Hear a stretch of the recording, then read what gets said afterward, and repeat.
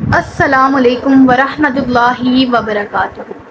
آج میں نظروں کی حفاظت کے بارے میں بیان کروں گی کہ ہمیں اپنی نظروں کی حفاظت کرنی چاہیے۔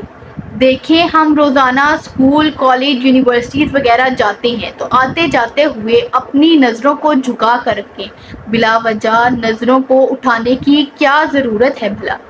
جب آپ نظروں کو جھکائیں گے تو گناہوں سے بچیں گے، لیکن اگر سفر کے دوران ادھر ادھر دیکھتے ہوئے جائیں گے تو یہ ممکن ہی نہیں کسی نامحرم پر نظر نہ پڑے۔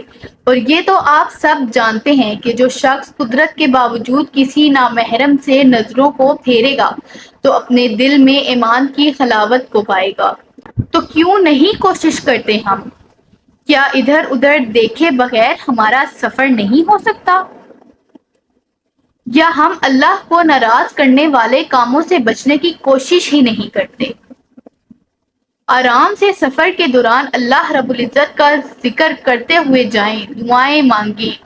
آپ کو پتا ہے، یہ جو شیطان ہے نا، بہت چالاک ہے، ہمارا دشمن ہے۔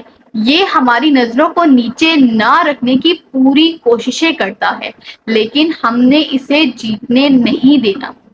آج سے انشاءاللہ سفر کے دوران ہم نے نظروں کو جھکا کر سفر کرنا ہے، اور جیسے ہی نظروں کو اٹھانے کا دل کرے تو یہی سوچنا ہے، میرا رب مجھے دیکھ رہا ہے۔ اگر میں نے شیطان کی بات مان کر کسی نامحرم کو دیکھ لیا تو میرا اللہ ناراض ہو جائے گا۔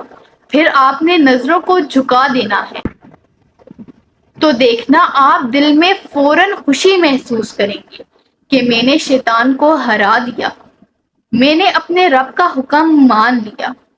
تو پیارے ساتھیوں، کون آج سے نظروں کی حفاظت کرنے کا ٹاسک پورا کرے گا؟ تو ہمیں چاہیے کہ ہم اپنی نظروں کی حفاظت کریں اور سفر کے دوران سفر کی دعا پڑھا کریں اور اللہ کے ذکر سے زبان کو تر رکھا کریں۔ امید ہے کہ آپ سب ایسا ہی کریں گے۔